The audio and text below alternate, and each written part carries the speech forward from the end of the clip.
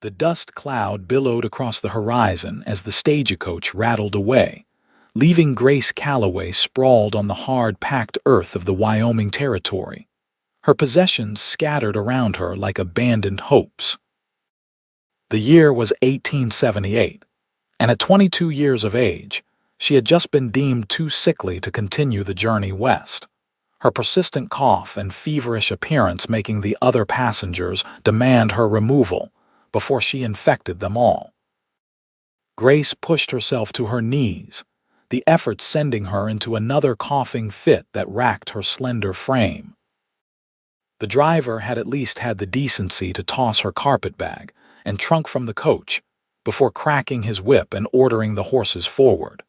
But decency didn't amount to much when you were stranded in the wilderness with the sun beating down and not a settlement in sight. Her fingers trembled as she reached for her handkerchief, dabbing at her lips and noting with dismay the flecks of blood that stained the white cotton. The consumption that had taken her parents 6 months prior was slowly claiming her as well, though she had hoped to reach her aunt's home in Sacramento before the disease progressed too far. The stagecoach was now nothing more than a speck in the distance, taking with it her last chance of survival. Grace's throat constricted, but she refused to give in to tears. Crying would waste precious water, and she needed to preserve her strength if she was to have any hope of finding shelter before nightfall. She had just gathered enough resolve to stand when the sound of hoofbeats reached her ears. Her heart leapt with momentary hope that the stagecoach was returning, but the rhythm was different, slower, steadier. Grace turned, shielding her eyes against the sun, and saw a lone rider approaching from the east. The man sat tall in the saddle, his broad shoulders silhouetted against the vast blue sky. As he drew closer, she could make out the details of his appearance. A weather-beaten Stetson pulled low over his brow, a duster coat covered in the dust of the trail, and a face tanned by years under the western sun. "Miss," he called out, reining his horse to a stop several paces away. "You all right?" Grace opened her mouth to reply, but another fit of coughing seized her instead. She doubled over, her lungs burning as she struggled to catch her breath. The stranger dismounted in one fluid motion, crossing the distance between them with long strides. He crouched beside her, concern etched in the lines around his eyes. "Easy now," he said, his voice low and steady. "Take your time." When the fit subsided, Grace looked up into the clearest blue eyes she had ever seen. They were the color of the summer sky, set in a face that spoke of hardship and resilience. "Thank you," she managed, her voice rough. "The stagecoach. They made me leave." The man's expression darkened. "Left you out here to die, more like." He glanced at the trail of dust that marked the stagecoach's passage, then back at her pale face. "I'm Cole Winters. I've got a place about 5 miles east of here. Can you ride?" Grace hesitated. Her mother had raised her to be wary of strangers, especially men encountered alone on the frontier. But what choice did she have? Stay and certainly perish, or trust this man and possibly survive? "I'm Grace Calloway," she replied, straightening her spine with what little strength she had left. "And yes, Mr. Winters, I can ride." A hint of admiration flickered in Cole's eyes. "You've got grit, Miss Calloway." He held out his hand, strong and calloused from years of ranch work. "Let me help you up." Grace placed her gloved hand in his, feeling the warmth and strength of his grip as he carefully pulled her to her feet. The world spun for a moment and she swayed, fighting to remain upright. Cole steadied her with a hand at her elbow. "Whoa there, take it slow." "I'm fine," she insisted, though they both knew it was a lie. Without comment, Cole gathered her belongings, securing her carpetbag and trunk to his saddle with practiced efficiency. Then he returned to her side. "I'll lift you up first, then mount behind you," he explained. "That way I can make sure you don't fall if you get dizzy again." Grace nodded, too exhausted to argue. Cole's hands were respectful as they encircled her waist, lifting her onto his horse as if she weighed no more than a child.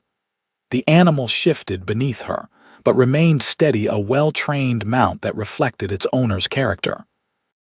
Moments later, Cole swung up behind her, reaching around to take the reins. His chest was solid against her back, his arms creating a secure cradle that kept her from slipping despite her weakness. "Ready?" he asked, his breath warm against her ear. Grace nodded, closing her eyes against the dizziness that threatened to overwhelm her. "Yes." With a gentle click of his tongue, Cole urged the horse forward, keeping to a smooth walk that wouldn't jostle his ailing passenger. Grace found herself grateful for his consideration and the solid strength of him behind her, holding her upright when her own body betrayed her. As they rode east, away from the setting sun, Grace wondered what fate awaited her at the end of this journey. She had placed her trust in a stranger's hands that had reached out when she needed them most. Whether it was providence or mere chance that had brought Cole Winters to her rescue, she couldn't say. But for the first time since watching that stagecoach disappear into the distance, Grace felt something other than despair, a fragile, tentative hope. The 5-mile journey to Cole's ranch seemed both interminable and strangely dreamlike to Grace.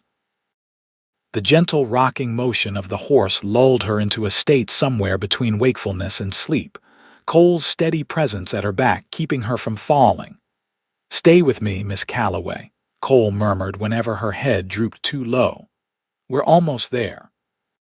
True to his word, a homestead eventually appeared on the horizon, a modest cabin with a barn and corral set against a backdrop of rolling hills and distant mountains.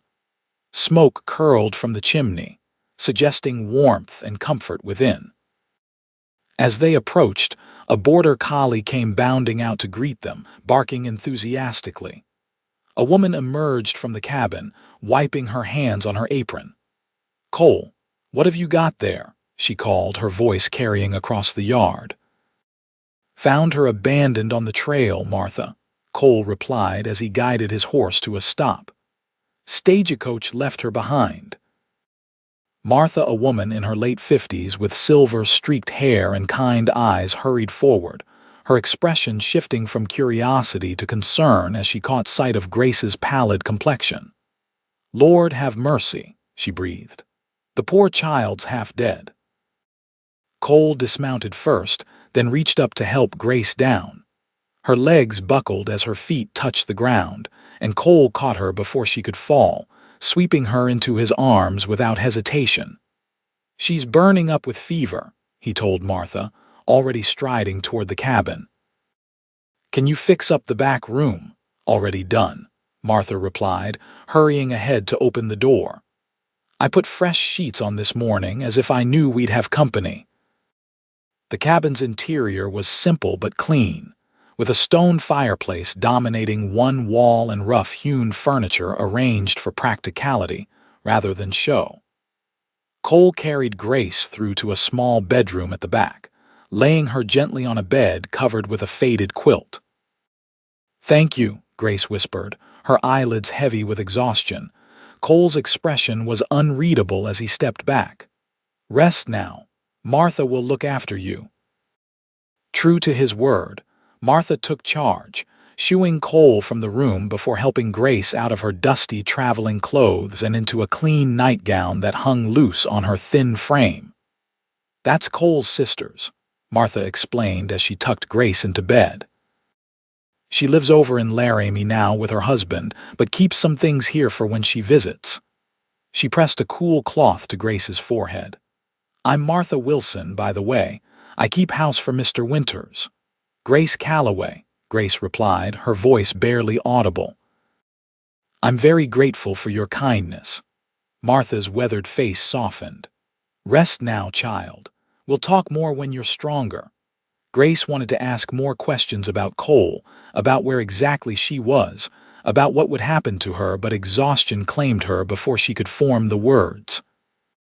She drifted into a restless sleep, haunted by dreams of being left behind, of falling endlessly through empty space with no one to catch her. When she woke, the room was dark save for the soft glow of a lamp on the bedside table. Martha sat in a rocking chair nearby, her hands busy with knitting. "What time is it?" Grace asked, her throat painfully dry. Martha set aside her work and moved to help Grace sit up, supporting her with pillows before offering a cup of water. "Just past midnight," she answered. "You've been sleeping since Cole brought you in yesterday afternoon, though I wouldn't call it restful sleep. Your fever's been raging something fierce." Grace sipped the water gratefully. "I have consumption," she admitted, seeing no point in hiding the truth. "That's why they put me off the Stagecoach. The other passengers were afraid." Martha's expression remained unchanged, as if this revelation came as no surprise. "I figured as much, seeing the blood on your handkerchief. My sister had it years back." "Had?" Grace seized on the word, hope flickering to life. "She recovered, she did," Martha confirmed, though her tone held a note of caution. "Took nearly 2 years of rest and good mountain air, but she pulled through. Mind you, she was young and strong when it took hold, and she had a stubborn streak a mile wide." Grace managed a weak smile. "My father always said I inherited his mule-headedness." Martha chuckled. "That'll serve you well." She stood, adjusting the lamp. "Think you could manage some broth?" "You need to keep up your strength." "I'll try," Grace promised. While Martha went to fetch the broth, Grace took stock of her situation. The room was small but comfortable, with a window that would likely offer a view of the ranch when daylight came. A chest of drawers stood against one wall, and a small bookshelf held a modest collection of volumes. It was far from the elegant room she had known in her parents' Philadelphia home, but there was a sense of peace here that had been absent during the long months of her parents' illness and death. Martha returned with a steaming bowl and helped Grace eat, one spoonful at a time. The broth was rich and flavorful, warming Grace from the inside out. "Is Mr. Winters asleep?" she asked between sips. "Cole," Martha shook her head. "He's out checking the herd. We had reports of wolves in the area, and he's concerned about the calves." She set the bowl aside when Grace had finished half of it. "He'll be back by dawn, always is." "What sort of man is he?" Grace couldn't help asking. "To take in a stranger the way he did." Martha's eyes crinkled at the corners. "Cole Winters is the finest man I know, though you'd never hear him claim it. He's had his share of hard knocks, but it never hardened his heart the way it does some men." She paused, considering her next words carefully. "He lost his wife and baby son to fever 5 years back. Since then, he's thrown himself into building this ranch, doesn't socialize much except when necessary for business." "I'm sorry to hear that," Grace said softly, understanding now the shadows she had glimpsed in Cole's blue eyes. "He must have been very young."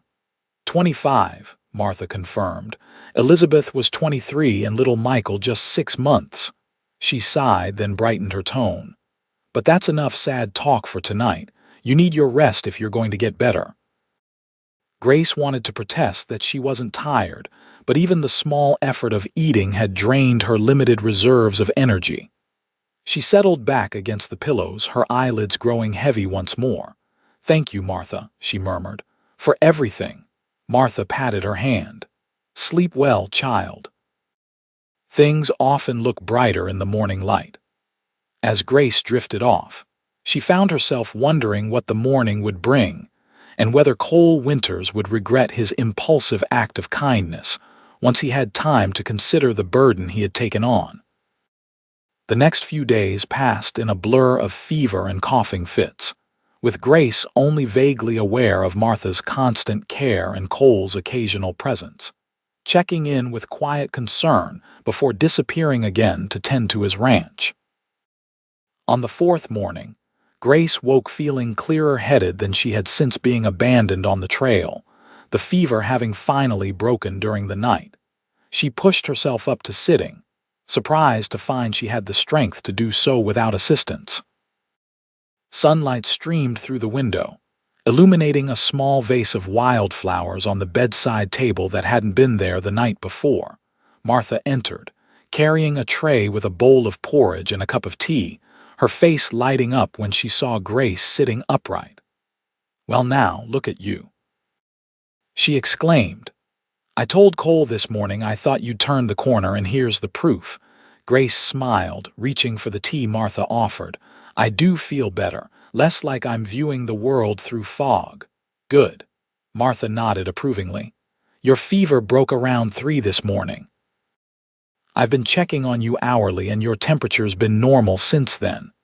"You must be exhausted," Grace said, guilt pricking at her conscience. "I'm so sorry to be such a burden." Martha waved away her concern. "Nonsense.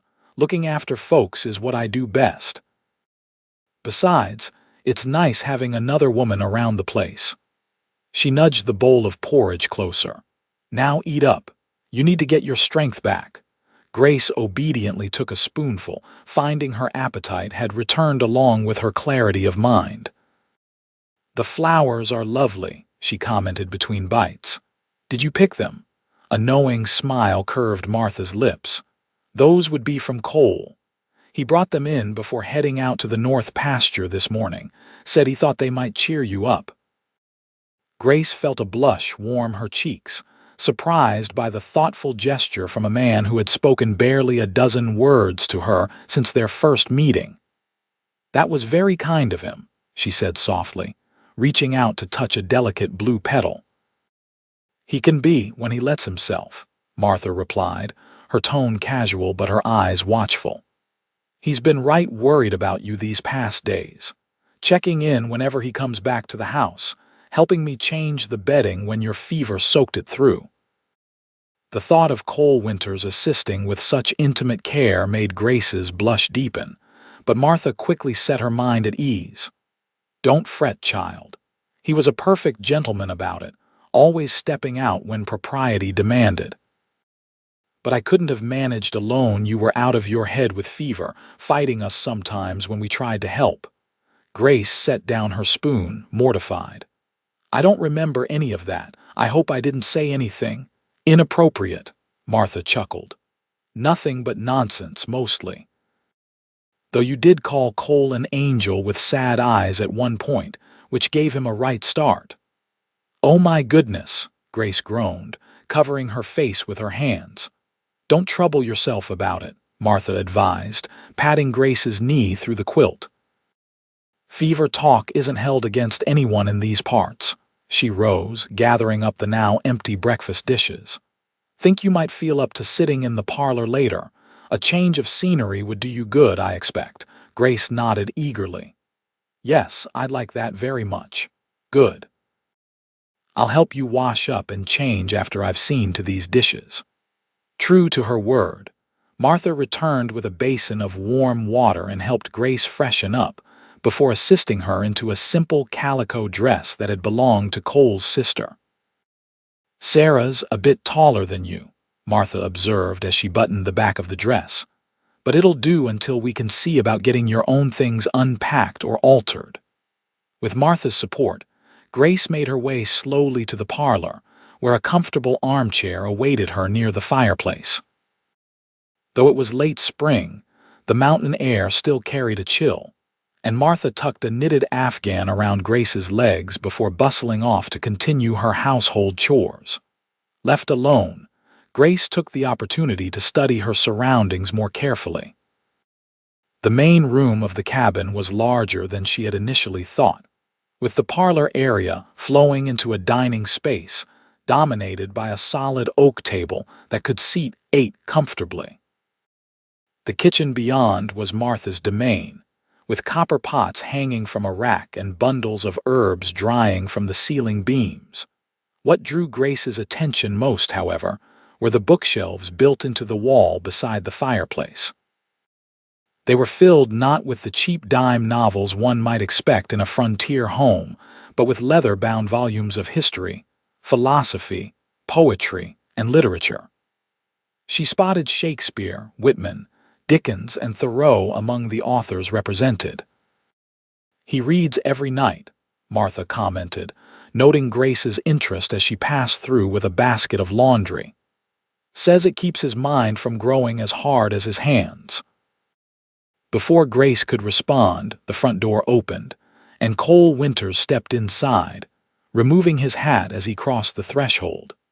He stopped short when he saw Grace sitting by the fire, surprise and something warmer flickering across his features. "Miss Calloway," he said, his deep voice sending an unexpected shiver through Grace. "It's good to see you up." Grace smiled, suddenly shy under his direct gaze. "Thanks to your and Martha's care.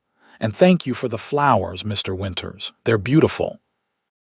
Cole ducked his head slightly, a hint of color touching his tanned cheeks. "Just some wildflowers. Thought they might brighten the room." "They did," Grace assured him. "Very much so." An awkward silence fell between them, broken when Martha called from the kitchen. "Cole Winters, don't just stand there letting in the cold air. Come in proper and visit with Miss Calloway while I finish up these biscuits for lunch." Cole's lips twitched in what might have been the beginning of a smile as he closed the door behind him and moved to take the chair opposite Grace. Up close, she could see the fine lines at the corners of his eyes, lines earned from squinting against the sun and wind, and the way his dark hair curled slightly where it met the collar of his shirt. He was not conventionally handsome, perhaps, but there was a strength and steadiness to his features that Grace found oddly compelling. "Martha says your fever broke," he said, resting his forearms on his knees as he leaned forward. "That's good news." "Yes," Grace agreed. "Though I fear I have a long way to go before I'm fully recovered." She hesitated, then added, "Mr. Winters, I can't begin to thank you enough for what you've done, but I don't want to impose on your kindness indefinitely. Once I'm strong enough to travel, I can continue on to Sacramento, where my aunt lives." Cole studied her for a long moment, his blue eyes serious. "There's no hurry, Miss Calloway. Martha enjoys having you here, and the ranch is peaceful, good for healing."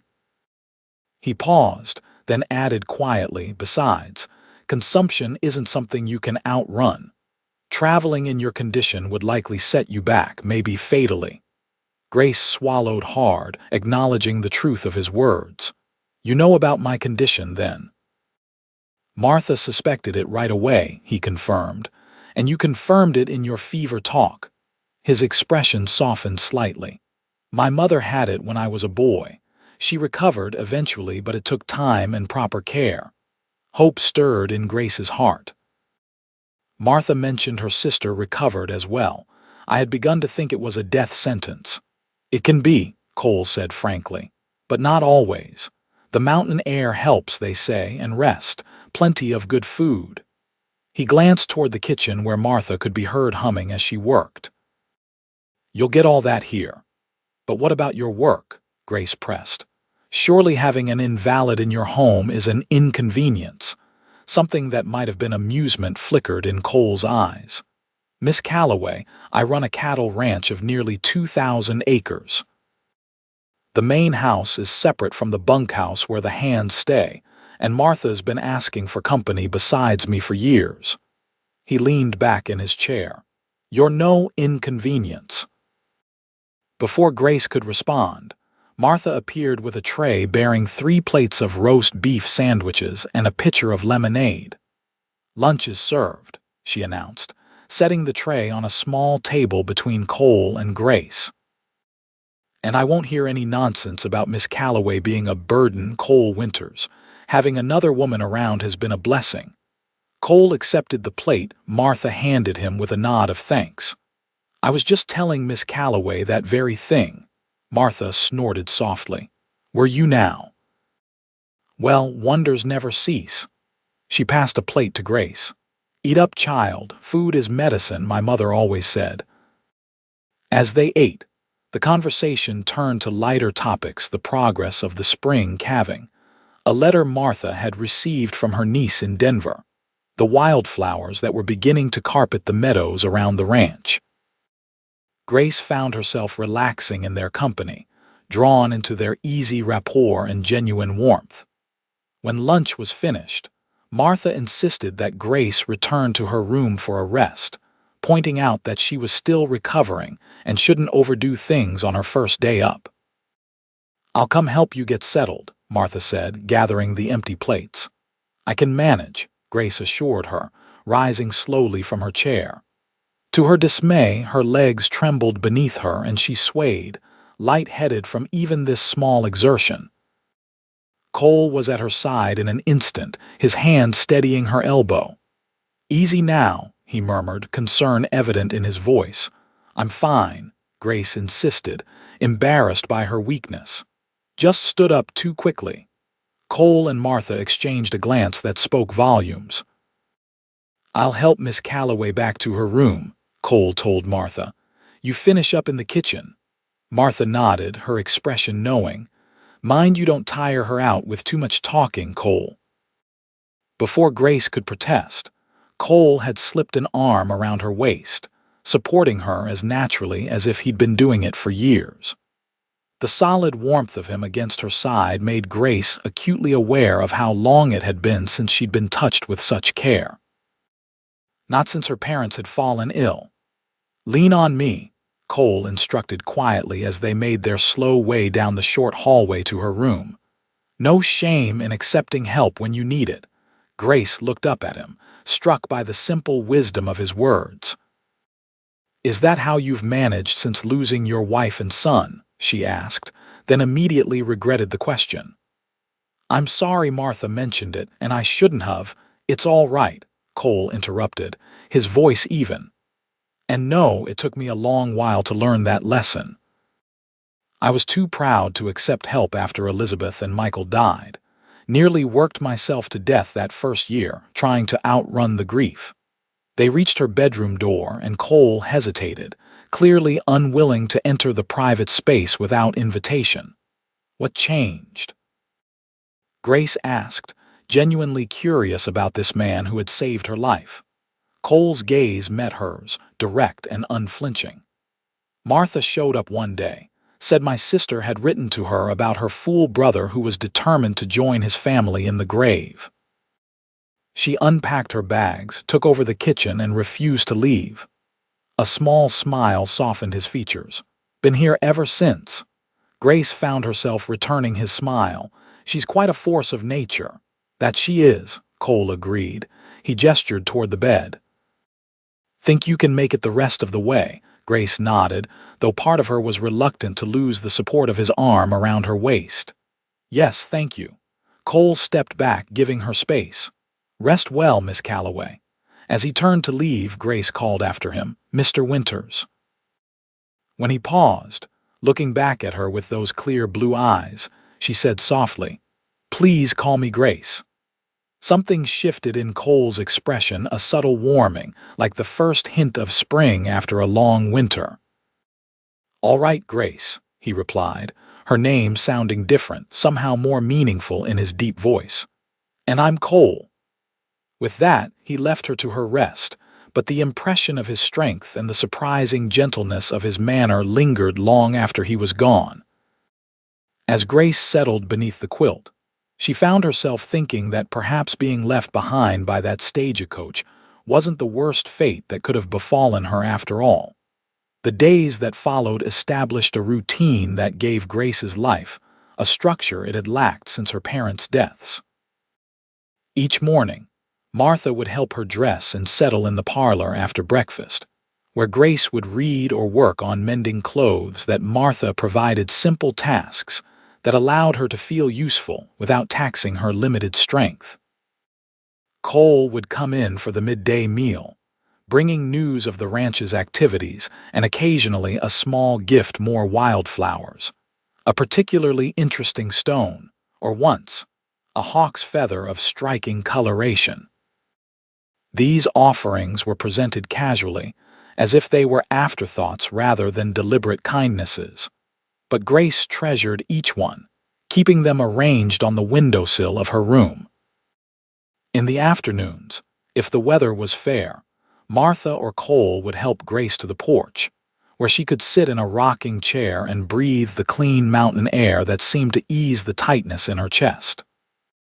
Sometimes Cole would join her, whittling or cleaning tack while they talked of books they had read or places they had seen. Grace learned that Cole had fought briefly in the final year of the Civil War, despite being only 16 at the time. He had traveled extensively afterward, working cattle drives across Texas and Kansas, before eventually settling in Wyoming Territory in 1872. He spoke of these experiences matter-of-factly, without embellishment or bravado, but Grace could read between the lines the hardships endured, the lessons learned, the man forged by both triumph and tragedy. In turn, Grace told Cole about her life in Philadelphia, where her father had been a moderately successful merchant before illness had claimed first his health, then his business, and finally his life. She spoke of her mother, a genteel woman who had nonetheless shown unexpected resilience during her husband's decline, managing their dwindling finances with quiet dignity until consumption had taken her as well. "You're like her," Cole observed one evening as they sat on the porch watching the sunset paint the distant mountains in shades of gold and purple. "Your mother. You have that same quiet strength." Grace glanced at him, surprised by both the insight and the compliment. "I don't feel very strong," she admitted. "Most days I feel like I'm just enduring." Cole's eyes reflected the golden light of the setting sun as he turned to look at her. "Endurance is its own kind of strength, Grace. Sometimes it's the only kind that matters out here." As May gave way to June, Grace's health showed gradual improvement. The coughing fits became less frequent, though they still left her exhausted when they did occur. She gained a little weight under Martha's determined feeding, and color returned to her cheeks, a fact that Cole remarked upon one morning with evident satisfaction. "You're looking better," he said as he paused on his way out to check the herd. "More like a living person and less like a ghost." Grace laughed, the sound surprising her when had she last laughed freely. "Such flattery, Mr. Winters. A woman could get a swelled head." A smile tugged at the corner of Cole's mouth. "Just stating facts, Miss Calloway." He touched the brim of his hat and stepped outside, but not before Grace caught the warmth in his eyes that seemed reserved solely for her. It was Martha who finally said aloud what Grace had begun to suspect. They were shelling peas on the porch, taking advantage of a perfect June afternoon when Martha set down her bowl and fixed Grace with a direct look. "He cares for you, you know," she said without preamble. "Cole, I haven't seen him look at anyone the way he looks at you since Elizabeth." Grace's fingers stilled on the pea pod she was opening. "I'm sure he's just concerned for my welfare. He feels responsible since he found me." Martha's snort made it clear what she thought of that explanation. "Girl, I've known that man for 4 years now. Seen him help plenty of folks in need without developing that particular softness in his eyes when they enter a room." She picked up her bowl and resumed shelling. "Not saying you need to do anything about it. Just thought you should know." Grace considered Martha's words carefully. The truth was, she had begun to develop feelings for Cole as well, feelings that went beyond gratitude for his rescue and care. She admired his quiet strength, his intelligence, the gentle way he had with animals and people alike. She looked forward to their conversations, to the brief moments when their hands might accidentally touch as he helped her navigate the steps or handed her a book. But the reality of her situation remained unchanged. She was ill with a disease that might yet claim her life, despite her recent improvements. Cole had already endured the loss of a wife and child. How could she risk causing him further pain? "Even if what you say is true," Grace said finally, "it would be selfish of me to encourage any attachment. My future is uncertain at best." Martha's expression softened. "Life's uncertain for all of us, child. Cole knows that better than most." She reached over to pat Grace's hand. "I'm not saying you should rush into anything, just don't push him away out of some misguided notion of protecting him." That man's had enough of being left alone. Before Grace could respond, the sound of hoofbeats announced Cole's return, earlier than expected. He dismounted in the yard, his movements lacking their usual fluid grace, and Grace realized with a jolt of concern that he was favoring his right arm. "Cole," Martha called, rising to her feet. "What happened?" "Nothing serious," he replied, though the tightness around his mouth suggested otherwise. "Horse spooked at a rattler, threw me into a gully. Think I might have dislocated my shoulder." Martha set her bowl aside with a cluck of disapproval. "Come inside and let me look at it." Grace followed them into the house, her heart racing with worry as Cole eased himself into a chair at the kitchen table, his face pale beneath his tan. Martha examined his shoulder with experienced hands, her frown deepening as Cole winced at her touch. "Definitely dislocated," she confirmed. "We need to set it before the swelling gets worse." She glanced at Grace. "I'll need your help. My hands aren't as strong as they used to be." Fear and doubt flooded Grace's mind. "Martha, I don't know how, I'll tell you what to do," Martha assured her. "Cole, take a good swig of that whiskey in the cabinet. This is going to hurt." Cole complied without argument, drinking directly from the bottle Martha retrieved before setting it aside. His eyes met Grace's, and despite his obvious pain, he managed a reassuring nod. "It'll be all right," he told her. "Just follow Martha's instructions." Under Martha's guidance, Grace positioned herself behind Cole, placing her hands where directed while Martha explained how they would manipulate the joint back into place. "On three," Martha said, meeting Grace's eyes over Cole's head. "1, 2, she moved on 2 rather than 3, and Cole let out a sharp grunt of pain as the joint slid back into place with an audible pop. His good hand gripped the edge of the table so hard his knuckles turned white, but he made no other sound. "There," Martha said, satisfaction evident in her voice. "Now we need to bind it to keep it stable." Working together, they fashioned a sling from a clean sheet, securing Cole's arm against his chest to prevent movement that might re-injure the joint. Throughout the process, Grace found herself hyper-aware of Cole's proximity, of the warmth of his skin beneath her fingers, of the controlled way he breathed through the pain. When they finished, Martha stepped back with a nod of approval. "That'll do. You'll need to keep it immobilized for at least a week, maybe 2. Cole grimaced. "Martha, the ranch will still be here when you're healed," Martha cut him off firmly. "The hands know what they're doing. Jackson can manage things for a few days." Cole looked as if he might argue, but then his shoulders slumped slightly in resignation. "Fine. A few days. Good." Martha gathered up the remaining medical supplies. "I need to fetch more bandages from the storeroom. Grace, make sure he doesn't try to use that arm." Left alone with Cole, Grace found herself suddenly awkward, unsure what to say or do. She settled for pouring him a glass of water, which he accepted with a grateful nod. "Thank you," he said after drinking deeply. "For helping with the shoulder." Grace shook her head. "I didn't do much." Martha knew what to do, still. Cole's eyes held hers. "Having you here, it helped." Something in his tone made Grace's heart beat faster. "I'm glad," she said softly. Cole set the glass down, then reached for her hand with his good one, his calloused fingers warm against her skin. "Grace." The front door banged open, interrupting whatever Cole had been about to say. Jackson, Cole's foreman, stood in the doorway, his expression urgent. "Boss, we've got trouble," he announced. "Herd scattered after a lightning strike spooked them.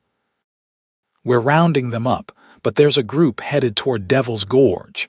Cole was on his feet immediately, all signs of vulnerability vanishing as he shifted into the role of ranch owner. "How many?" 30, maybe 40 head, Jackson replied. "Already sent Tomas and Pete after them, but they could use more hands." Cole nodded, already moving toward the door. "I'll saddle up." "You will do no such thing," Martha interrupted sharply, returning in time to hear the exchange. Not with that shoulder. You'd be more hindrance than help right now. Cole's jaw tightened in frustration, but before he could respond, Grace spoke up. Could I help? She offered. I can ride, and while I'm not strong enough for roping, I could at least help drive them back. 3 pairs of eyes turned to her in surprise. Absolutely not, Cole said flatly. You're still recovering. I'm stronger than I was, Grace countered. And I've been sitting on the porch for weeks now. The fresh air hasn't killed me yet. It's not just the riding, Cole argued. It's dangerous work, especially near the gorge. Jackson cleared his throat. Actually, boss, we don't need her near the gorge. Just someone to help block the pass on the east side, keep them from scattering further while we drive them back toward the main herd. Cole looked torn, clearly weighing the risks against the need for every available hand. I can do it, Grace insisted. Please, Cole, let me help. I'm not made of glass. Something shifted in Cole's expression, a recognition, perhaps, of the strength that had allowed Grace to survive everything life had thrown at her thus far. Finally, he nodded. All right, he conceded.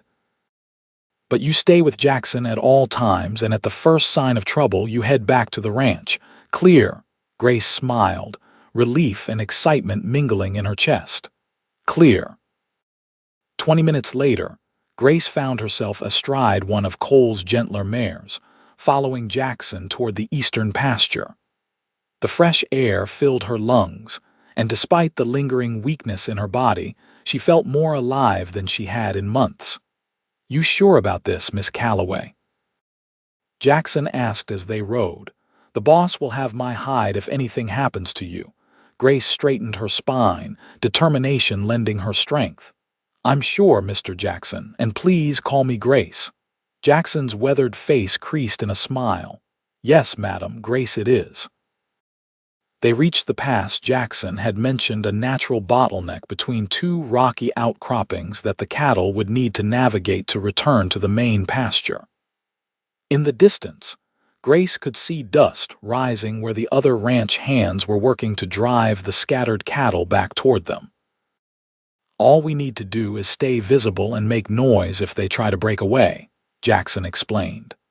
The cattle know this route back to the home pasture, so they should come through peaceful like if they're not spooked. Grace nodded, positioning her horse as directed. The waiting was tense, but when the first of the cattle appeared, moving at a steady trot rather than a panicked run, she felt a surge of satisfaction. She and Jackson guided them through the pass with minimal effort, calling and waving their arms when necessary to keep the animals on track. The work was going smoothly until a young steer, more adventurous than the rest, broke away from the group and headed toward a steeper path that would take it away from the herd. I'll get it, Grace called to Jackson, who was busy with the main group. Be careful. He shouted after her as she urged her horse in pursuit. The steer wasn't moving particularly fast, but it was determined, ignoring Grace's attempts to head it off. She guided her horse carefully across the uneven ground, mindful of Cole's warnings about the terrain. When she finally managed to position herself between the steer and its chosen path, the animal hesitated, then turned back toward the herd with a disgruntled snort. Grace allowed herself a moment of triumph, a moment that ended abruptly when her horse stepped into a hidden prairie dog hole. The animal stumbled, nearly going down, and Grace was thrown forward against its neck, clinging desperately to keep from falling. The jarring impact sent her into a coughing fit that left her dizzy and gasping for breath. By the time she regained her composure, Jackson was at her side, his expression concerned. You all right, Miss Grace? That was a nasty stumble. Grace nodded, though her chest burned and she could taste the metallic tang of blood in her mouth. I'm fine, she managed. Did the steer rejoin the herd? It did, Jackson confirmed. But I think we'd best get you back to the ranch. You're looking mighty pale. Grace wanted to protest, to prove she could finish what she'd started, but the reality of her condition reasserted itself with painful clarity. She nodded in resignation, allowing Jackson to lead the way back toward the ranch house. Cole was waiting on the porch when they returned, his expression shifting from worry to alarm as he took in Grace's pallor and the way she slumped in the saddle. "What happened?" he demanded, striding forward to lift her down despite his injured shoulder. "Horse stumbled," Jackson explained. "She handled it well, but it set off her coughing something fierce." Cole's arm tightened around Grace's waist as he helped her toward the house. "I shouldn't have let you go," he muttered, guilt evident in his voice. "Don't," Grace said, summoning what strength she had left to meet his gaze. "It was my choice, Cole, and I helped. The steer would have gotten away if I hadn't been there." Something complex passed across Cole's features: concern, admiration, and something deeper that made Grace's heart flutter despite her exhaustion. "Let's get you inside," he said finally. "Martha will have my head for letting you overdo things." True to prediction, Martha scolded them both thoroughly as she helped Grace into bed and prepared a mustard plaster for her chest to ease the renewed congestion. But beneath the housekeeper's gruff exterior, Grace detected a certain approval, as if Martha understood something about what had transpired that Grace herself did not yet grasp.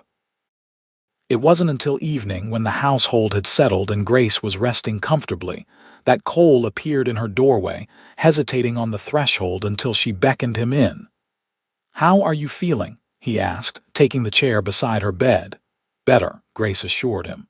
"Just tired." She studied his face in the lamplight, noting the lines of worry around his eyes. "The herd, all accounted for," Cole confirmed. "Thanks in part to you."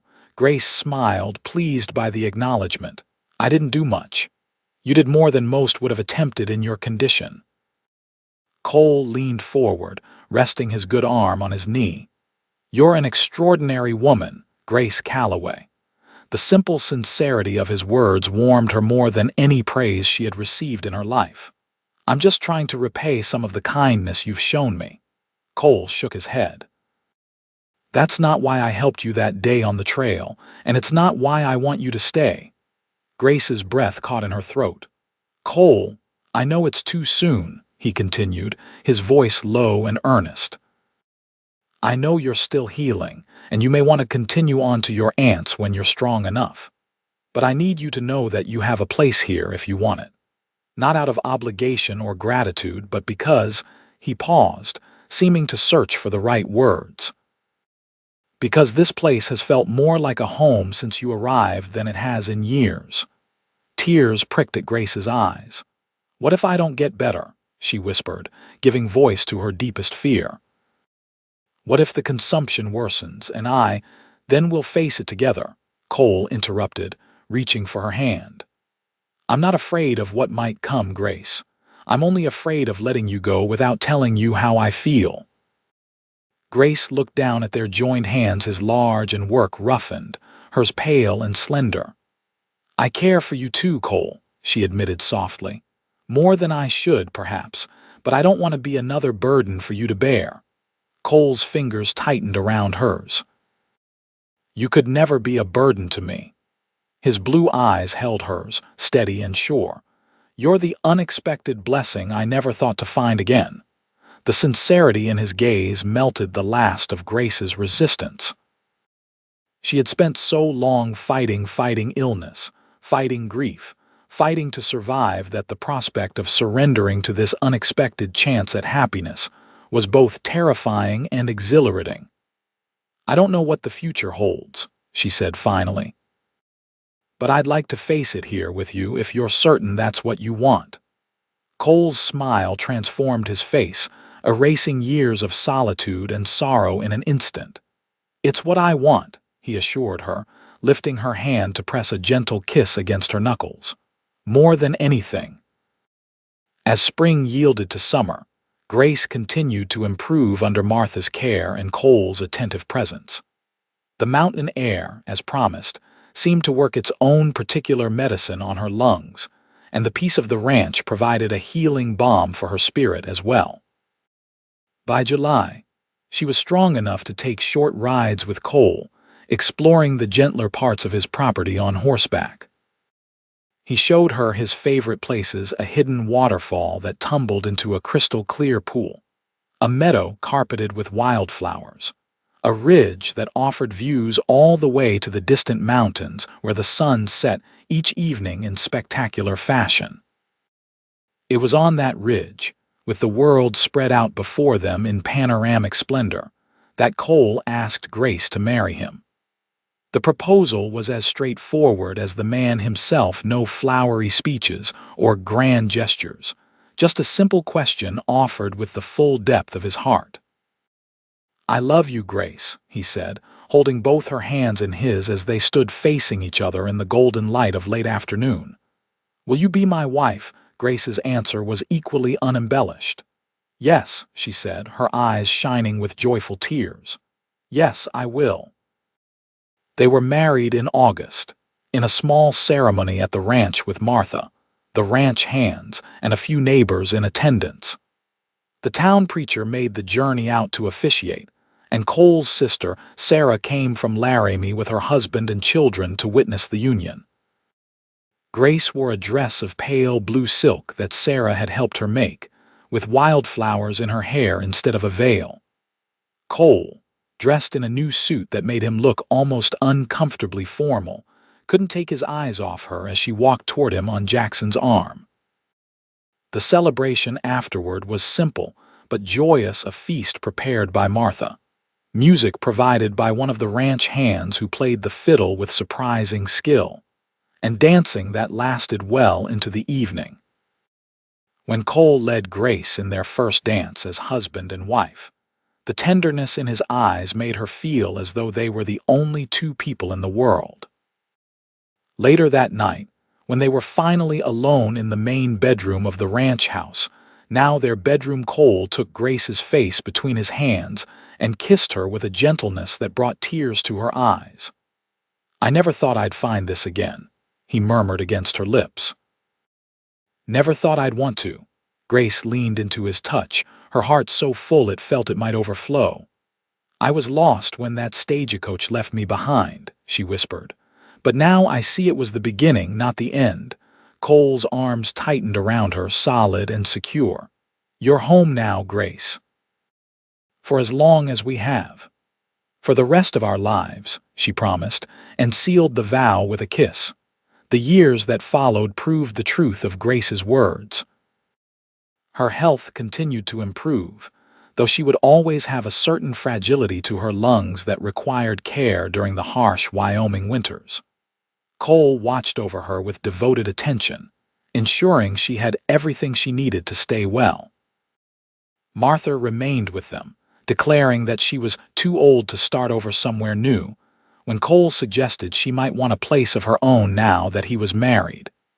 In truth, both Cole and Grace were grateful for her continued presence, especially when their family began to grow. Their first child, a daughter they named Elizabeth Martha, arrived in the summer of 1880, a tiny bundle with her father's blue eyes and her mother's delicate features. Cole wept when he first held her, overwhelmed by the miracle of new life and second chances. A son followed 2 years later, Michael Thomas, named for the child Cole had lost and the brother Grace had never had. He was robust where his sister was dainty, with a lusty cry that made Martha declare he had a good set of lungs, thank the Lord. By the time their third child, another daughter, Sarah Grace, arrived in 1885, the Winters Ranch had grown along with their family. Cole's careful management and strategic investments had expanded their holdings, and the simple cabin where Grace had recuperated all those years ago had been enlarged and improved to accommodate their growing household. Through it all, Grace never forgot the day she had been tossed from that stagecoach, abandoned and alone on the dusty trail west. Sometimes, on quiet evenings when the children were asleep and Cole sat reading by the fire, she would remember the moment she had looked up to see him riding toward her, the sun at his back and his hand, extended in an offer of help that had changed the course of her life. "What are you thinking about?" Cole asked on one such evening, glancing up from his book to find her watching him with a small smile. "The day we met," Grace replied, setting aside her sewing to join him by the fire. "How different my life would have been if you hadn't come along that road when you did." Cole closed his book, making room for her beside him on the settle. "I've often thought the same," he admitted, drawing her close against his side. "What if I'd decided to check the north pasture first that day instead of the west? What if I'd left an hour later?" He pressed a kiss to her temple. "Sometimes I think it wasn't chance at all." Grace looked up at him, curious. "What do you mean?" Cole's expression was thoughtful.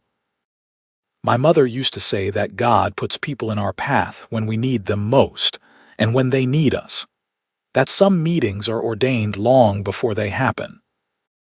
Grace considered this, thinking of all the circumstances that had led to that moment on the trail: her illness, the stagecoach passenger's fear, Cole's decision to ride that particular route on that particular day. "I like that thought," she said finally, "that we were meant to find each other." Cole smiled, the smile that even after 7 years of marriage still made her heart skip a beat. "I don't know if it was God or fate or just blind luck," he said, "but I thank whatever power brought you into my life every day."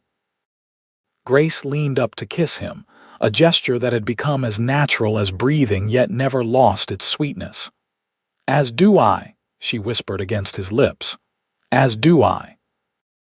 Outside, the Wyoming night spread its star-spangled canopy over the ranch, while inside, the home that Grace and Cole had built together sheltered them in its warmth.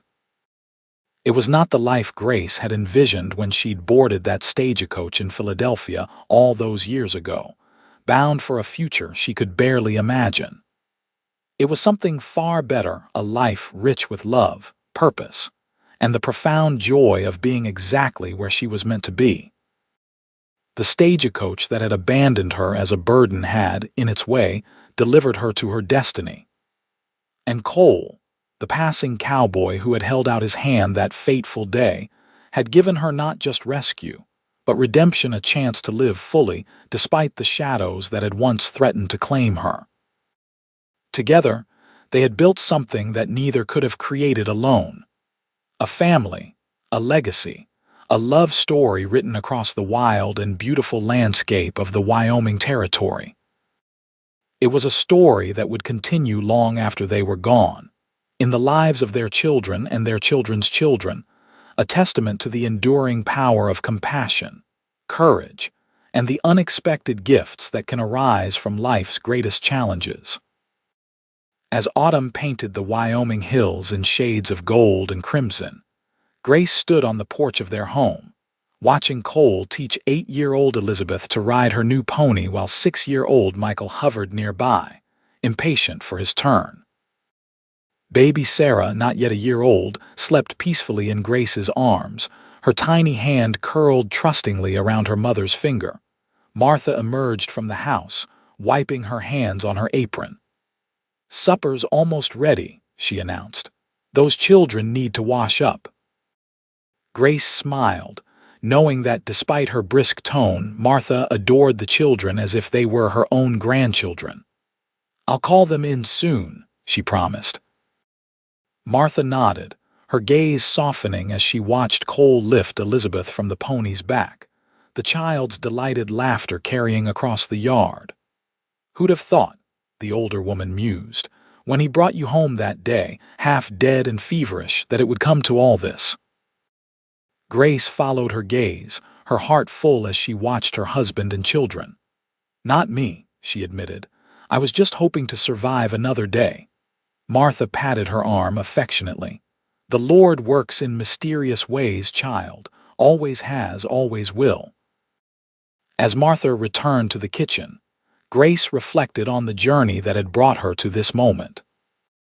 From the Philadelphia society girl who had never known true hardship, to the orphaned and ill young woman abandoned on a desolate trail, to the wife, mother, and respected ranch mistress she had become each step, even the painful ones, had been necessary to create the life she now cherished. Cole looked up then, catching her eye across the yard. The love in his gaze was as clear and strong as it had been on their wedding day, perhaps even deeper for all they had shared in the years since. He said something to the children, then made his way toward the porch, his stride confident and purposeful. "How are my girls?" he asked as he joined Grace, dropping a kiss on her cheek before gently touching Sarah's downy head. "Perfect," Grace replied, leaning into his embrace. "Just perfect." Cole's arm tightened around her waist, and together they watched as Elizabeth helped Michael mount the pony. The siblings momentarily united in common purpose, despite their usual rivalries. "You know," Cole said thoughtfully, "I've been thinking about what you said last night about how different things might have been if we hadn't met that day." Grace looked up at him, and I realized something. His blue eyes were serious as they met hers. "Even if we hadn't met then, I believe we would have found each other somehow, somewhere. Some things are just meant to be." The simple certainty in his voice warmed Grace to her core. "I believe that too," she said softly. They stood together in comfortable silence, watching their children, until Martha's call from the kitchen announced that supper was ready. As the family gathered around the table, Cole at one end, Grace at the other, the children and Martha between them, Grace offered a silent prayer of gratitude for the life that had emerged from what had once seemed like certain tragedy. The stagecoach had left her behind, but in doing so, it had delivered her to exactly where she needed to be. And Cole, the passing cowboy who had seen her in her moment of greatest need and held out his hand, had given her far more than mere rescue. He had given her a home, a family, and a love that had healed wounds she hadn't known could be healed. It was not the ending she had envisioned for herself when she'd begun her journey west, but it was infinitely better than anything she could have imagined. It was a testament to the truth that sometimes, what seems like abandonment is actually the beginning of a new and better path, one that leads not to isolation, but to belonging.